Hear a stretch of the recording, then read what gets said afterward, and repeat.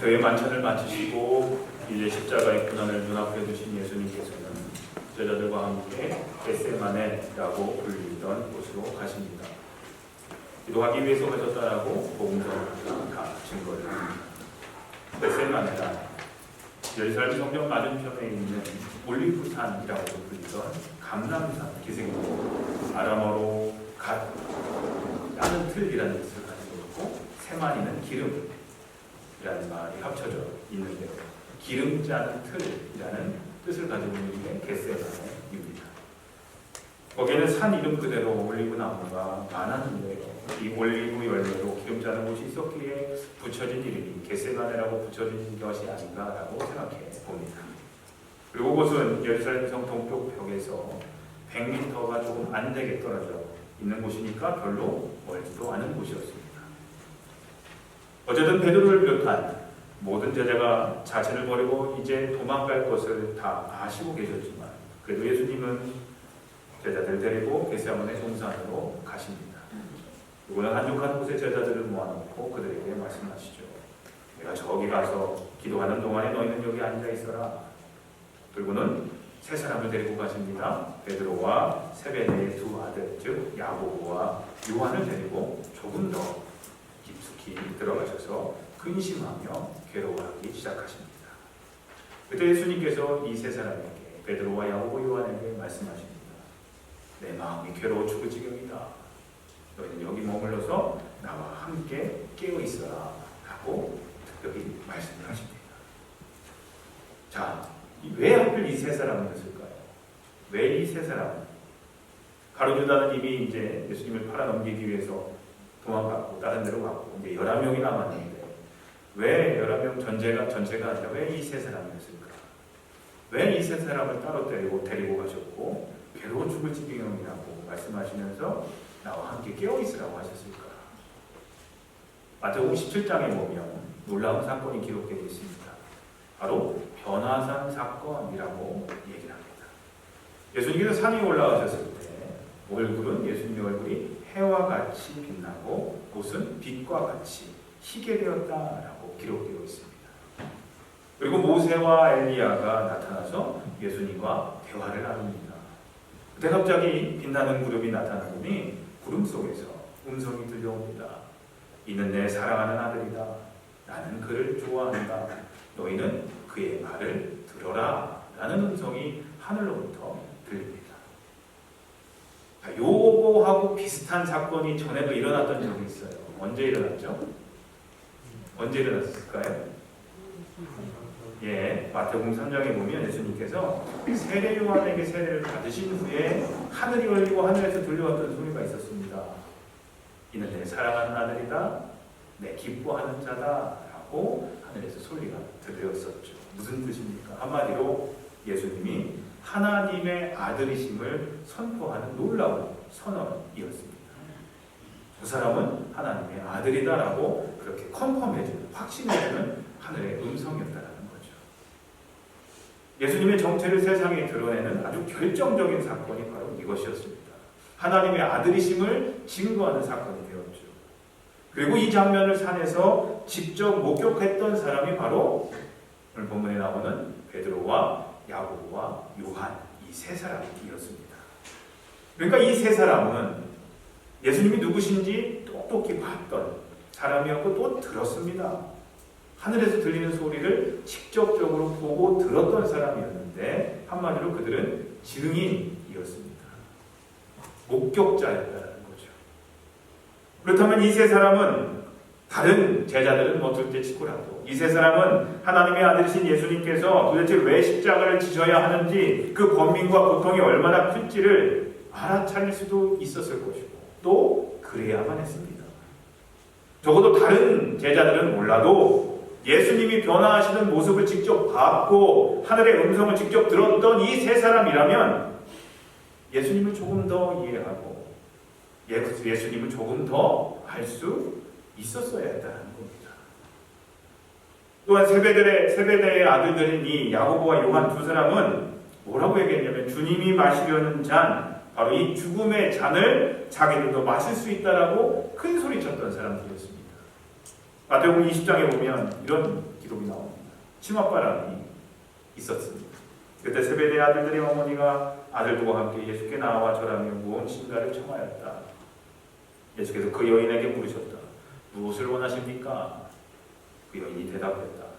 나의 두 아들을 하나님의 나라에서, 선생님의 나라에서 하나는 선생님의 우편에 하나는 선생님의 좌편에 앉게 해주십시오. 이렇게 얘기를 합니다. 그러자 예수님이 말씀하십니다. 너희는 너희가 구하는 것이 무엇인지 모르고 있다. 내가 마시려는 잔을 너희가 마실 수 있겠느냐? 그러자 그들이 대답합니다. 예, 마실 수 있습니다. 라고 대답했던 이들이 바로 세베대의 두 아들들이었던 야고보와 요한이었습니다. 이렇게 큰 소리 쳤습니다. 또 베드로는 바로 조금 전에 이 일이 있고 난 바로 전에 두 번씩이나 주님을 절대로 배반하지 않겠다라고 스승의 죽음에 함께 할 수 있다라고 큰 소리 쳤던 사람이 바로 이 베드로였습니다. 마태복음 26장 33절 이렇게 베드로가 말합니다. 비록 모든 사람이 다 주님을 버릴지라도 나는 절대로 버리지 않겠습니다. 그러고 나서 26장 35절에 또 얘기합니다. 베드로가 예수께 말합니다. 주님과 함께 죽는 한이 있을지라도 절대로 주님을 모른다고 하지 않겠습니다. 이렇게 얘기합니다. 이런 경험들을 봤을 때 예수님께서 이 세 사람을 따로 데리고 가시는 것은 충분한 이유가 있어 보입니다. 다른 제자들보다 믿음도 충실했고 또 하늘에서 들리는 음성과 예수님이 변화산 사건을 모두 다 경험했던 사람들이 바로 이 세 사람이었기 때문에 그들을 따로 데리고 가는 것 고개가 끄덕여질 정도로 이해가 됩니다. 그리고 다른 제자들은 몰라도 적어도 이 세 사람만큼은 주님이 그렇게 괴로워하시며 기도하실 때 깨어 함께 고난에 동참하며 기도했었어야 했다는 겁니다. 그런데 어땠습니까? 실망스러운 모습을 보여줍니다. 이런 제자들의 연약함을 보면서 오늘날 우리의 모습을 발견합니다. 우리 역시 제자들처럼 행함이 없이 말만 앞서는 신앙생활을 하고 있지는 않습니까? 말로는 다 할 수 있다고 얘기하지만 실제적으로 행동에 옮겨야 될 때 그렇게 하지 못하는 우리의 모습이 없지는 않습니까? 하나님의 은혜를 체험했으면서 무한하신 하나님의 사랑을 경험했으면서도 언제 그런 일이 있었냐는 듯이 금방 잊어버렸던 제자들의 모습이, 이런 영적 망각의 모습이 오늘 저와 여러분들에게는 없습니까? 사랑하는 성도님들, 오늘날 주님이 우리에게 원하시는 삶은요, 한 말씀이라도 그 말씀대로 실천하며 사는, 그래서 말씀이 우리 삶 가운데 사건이 되게 하는 삶을 우리에게 원하신다는 겁니다. 여러분들이 성경을 몰라서 예수님 말씀대로 못 사는 게 아니에요. 절대. 여러 차례 말씀드렸잖아요. 이미 알고 있어요. 알고 있는데도 실천하지 않는 내가 잘못이지, 말씀을 몰라서 예수님 말씀대로 못 사는 겁니까? 아니죠. 사랑하라, 용서하라, 그 말씀 모르시는 분은 어디 있어요? 그대로 못 살아서 문제죠. 이제 예수님께서 얼굴을 땅에 대고 엎드려서 기도를 하십니다. 나의 아버지, 하실 수만 있으시다면 이 잔을 내게서 지나가게 해주십시오. 그러나 내 뜻대로 하지 마시고 아버지 뜻대로 해주십시오. 기도를 마치고 제자들에게 와서 보니까 자고 있는 겁니다. 그러면 예수님께서는 마음이 괴로워 죽을 지경이신데, 그래서 처절한 심령으로 기도를 하고 계시는데, 이 세 제자는, 그래서 총회했던 이 세 제자는 자고 있는 겁니다. 기가 막힌 상황이죠. 예수님께서 그들을 깨우시면서 말씀하십니다. 이렇게 너희는 한 시간도 나와 함께 깨어 있을 수 없느냐? 시험에 빠지지 않도록 깨어 기도해라. 마음은 원하지만 육신이 약하구나. 그 말을 듣는 제자들은 성경에 기록되어 있지 않지만 아마 이렇게 얘기했겠죠. 알겠습니다, 주님. 이제 졸지 않고 깨어 기도하겠습니다. 어서 가서 기도하세요, 주님. 이렇게 얘기했겠죠. 예수님께서는 다시 두 번째로 가셔서 기도하십니다. 나의 아버지, 내가 마시지 않고서는 이 잔이 내게서 지나갈 수 없는 것이라면 아버지 뜻대로 되게 해 주십시오. 라고 다시 기도하십니다. 예수님께서 두 번째 기도를 마치시고 와서 보니까 제자들이 또 자고 있는 겁니다. 오늘 본문에는 그들의 눈이 피곤함일러라, 그들의 눈이 피곤했다라고 되어 있지만 조금 쉬운 성경으로 쉽게 번역된 표준세 번역에는 이렇게 기록되어 있습니다. 그들은 너무 졸려서 눈을 뜰 수 없었던 것이다. 너무 졸려서 눈을 뜰 수 없었대요. 예수님이 간곡히 부탁하셨는데도 깨어 기도하라고 그렇게 부탁하셨는데 왜 정신없이 잠을 자고 있었을까요? 또다시요. 왜 그랬을까요? 성경에 이유가 나와 있지는 않지만 그렇게 정확하게 알 수는 없지만 아마 원인은 이거지 않았을까 생각됩니다. 바로 배부른 까닭이지 않았을까라고 생각해 봅니다. 왜냐하면 얼마 전에 기도하러 오기 전에 바로 뭔 일이 있었냐면 바로 최후의 만찬이 있었습니다. 6월절 그 식사가 있었죠. 명절이면 여러분들 평소보다 더 잘 차려서 드시잖아요. 그러니까 6월절이면 유대인들에게 큰 명절이었으니까 또 거기다가 음식도 많았겠지만 또 뭐가 있었어요? 성만찬 할 때 우리 또 뭐 있죠? 떡도 나누지만 포도주도 나누잖아요. 포도주도 나눠서 먹다 보니 또 얼큰하게 또 취하기도 했을 겁니다. 취기도 올라오고 배도 부르고 어찌 안 졸리겠습니까?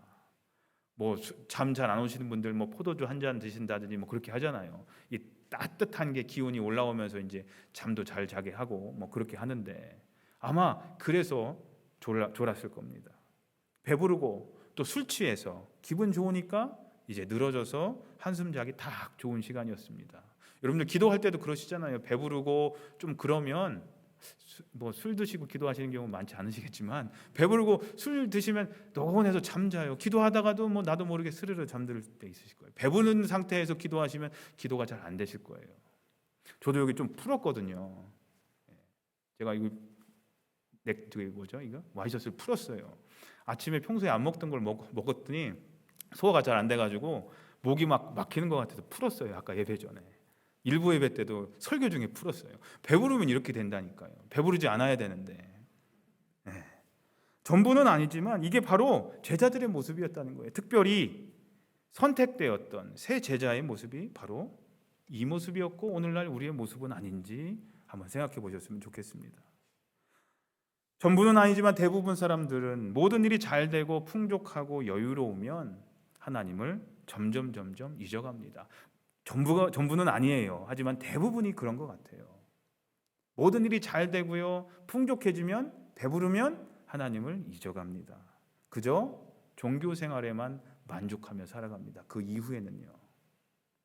뜨거움, 그리고 몇 주 전에도 말씀드렸죠. 열정, 그거요 금방 식어갑니다. 점점 식어갑니다. 그냥 종교 생활에만 주일날 한번 교회 가는 것 그거 전부로 생각해요. 난 다 했다라고 생각해요. 주일날 예배보다 더 중요한 게 예배 이후의 삶이 더 중요한데 우리는 그 삶에는 관심 없고 예배 한 번 드린 걸로 나는 할 일을 다 했다라고 착각하며 살죠. 모든 일이 잘 될 때는 그래요. 하나님과 대화하는 기도 점점 안 해갑니다. 근데 내게 부족한 것이 생겼을 때, 내가 뭔가 아쉬울 때, 내 뜻대로 어떤 일이 되지 않을 때, 그리고 지금까지 내가 누려왔던 어떤 것을 잃어갈 때, 그것이 건강이든 재산이든 비즈니스든 뭔가 잃어갈 때, 그때 비로소 우리는 하나님을 찾기 시작합니다. 여러분의 삶을 한번 되돌아보십시오. 언제 내가 그렇게도 눈물 흘리며 뜨겁게 하나님을 부르며 기도했는지 한번 생각해 보십시오. 아마 내가 아쉬울 때, 내가 뭔가 필요할 때 아마 그렇게 기도했을 겁니다. 그런 의미에서 우리 그리스도인들의 삶은 살짝 배고파야 합니다. 제가 이 말씀 처음 드리는 건 아니에요. 그리스도인들은 살짝 배고파야 돼요. 그래야 일용할 양식, 우리 주기도문 때도 일용할 양식 달라고 기도하셨잖아요. 일용할 양식이 뭐예요? 하루하루 매일매일 필요한 양만큼의 음식을 공급해 달라고 기도하시잖아요.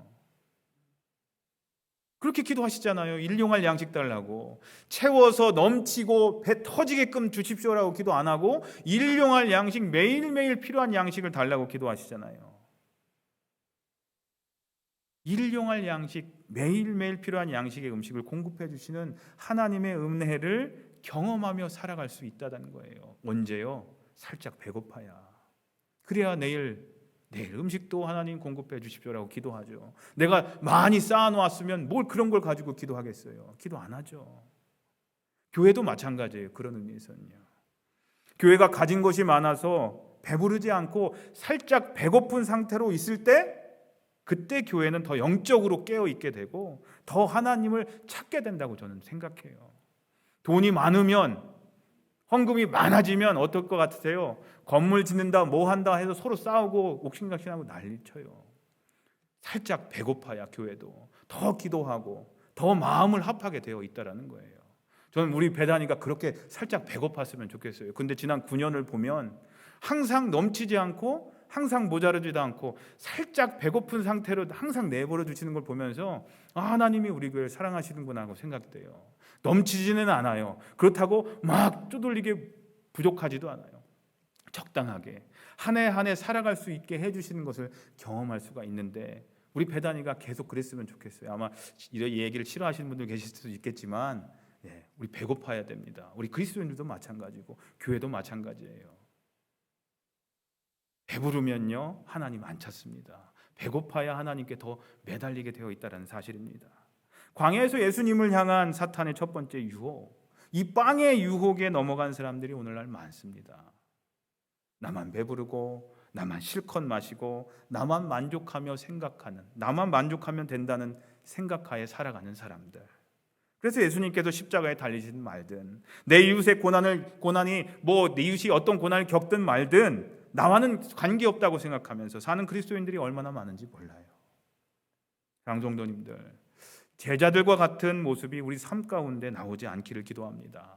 배불러서 잠들어가는 우리 신앙생활이 아니라 항상 영적으로 깨어서 기도하면서 참된 제자의 길을 걸어가시는 저와 여러분들이 되시기를 주님의 이름으로 간절히 소원하며 기도합니다. 그렇다면 예수님의 공생의 마지막 꿈을 기억하는 기간인 사순절을 보내면서 우리는 어떻게 오늘 본문에서 제자들은 하지 못했던 주님의 고난에 동참하는 삶을 살 수 있을까요? 세 가지만 짧게 말씀드리고 말씀을 마치려고 해요. 첫째로 우리는 기도함으로 예수님의 고난에 동참할 수가 있습니다.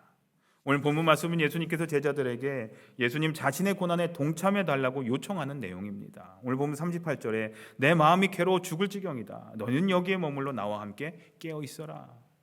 근데 사실 그것은 요청이 아니라 예수님께서 제자들에게 고난에 동참할 기회를 준 초대였습니다. 초대. 예수님은 이 시간 우리들에게도 깨어 기도함으로 예수님의 고난에 동참하라고 초대하고 계십니다. 우리가 시험에 들지 않게 하기 위함입니다. 또한 기도함으로 받게 될 온갖 신령한 은혜와 복을 누리며 살게 하시기 위함이라는 겁니다.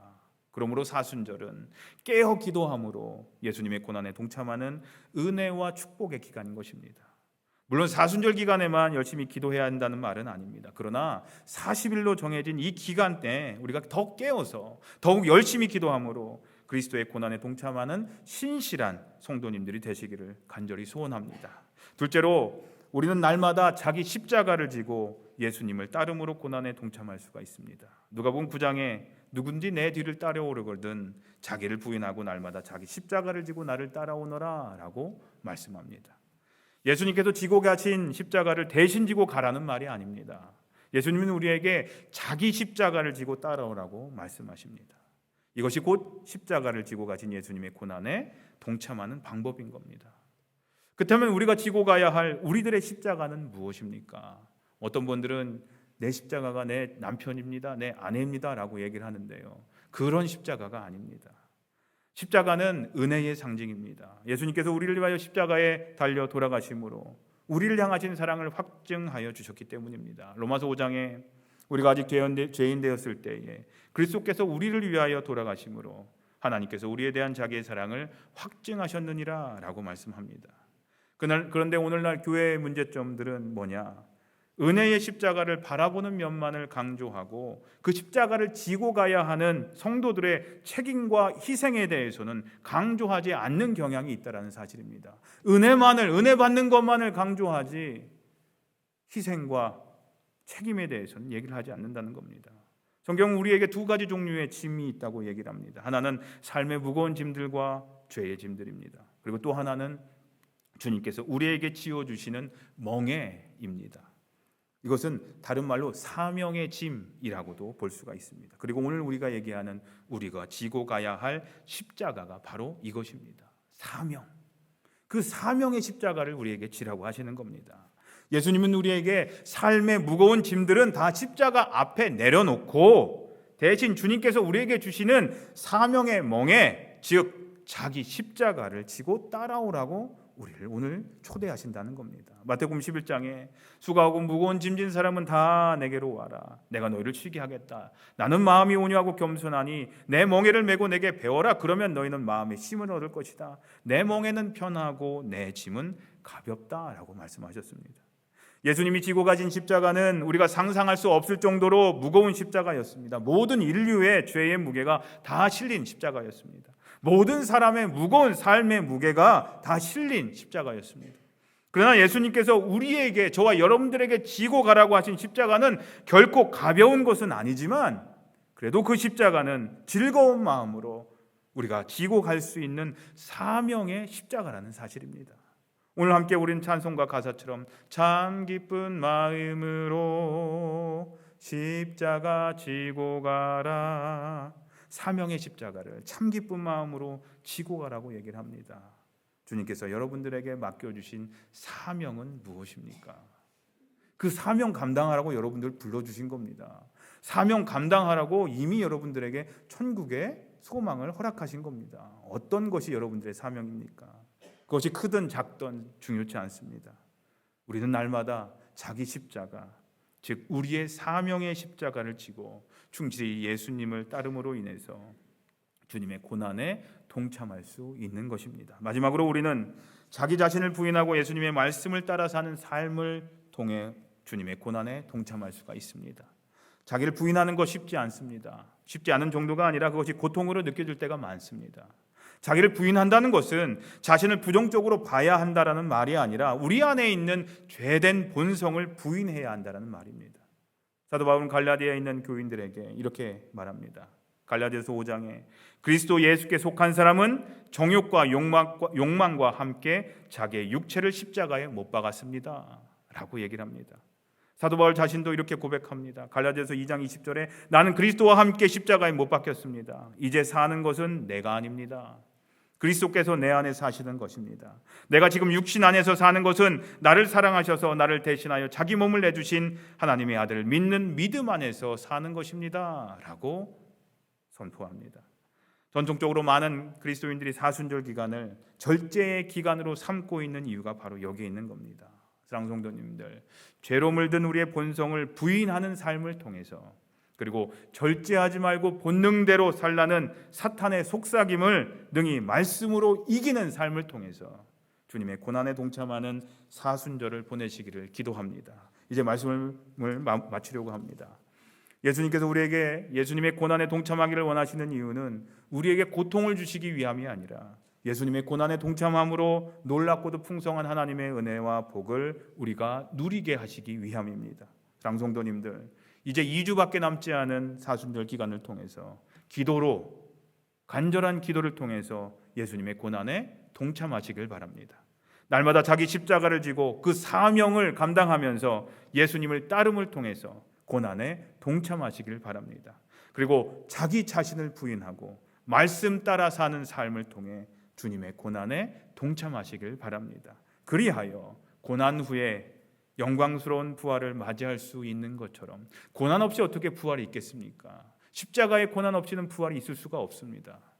마찬가지로 지금의 여러분들의 삶의 어려움이 후에 더 큰 기쁨과 감사로 변하게 될 줄로 믿고 주님의 고난에 동참하시는 복된 성도님들의 삶이 되시기를, 우리를 위해 그 고난의 길을 먼저 걸어가신 예수님의 이름으로 간절히 소원하며 기도합니다. 기도하겠습니다. 하나님, 사순절을 지내며 주님의 고난이 저희의 고난으로 느껴지게 해 주시옵소서. 제자들과 같이 잠들어 있는 영적인 상태가 아니라 항상 기도로 깨어 있게 하시고 자기 십자가, 사명의 십자가를 지고 또 자기 자신을 부인하며 예수님을 따르게 하셔서 주님의 고난에 동참하는 헌신된 주님의 일꾼들이 우리 모두가 되게 해 주시옵소서. 그래서 이 고난이, 주님의 고난에 동참함이 결국 저희에게는 복이 되게 해 주시옵소서. 예수님의 이름으로 기도합니다. 아멘.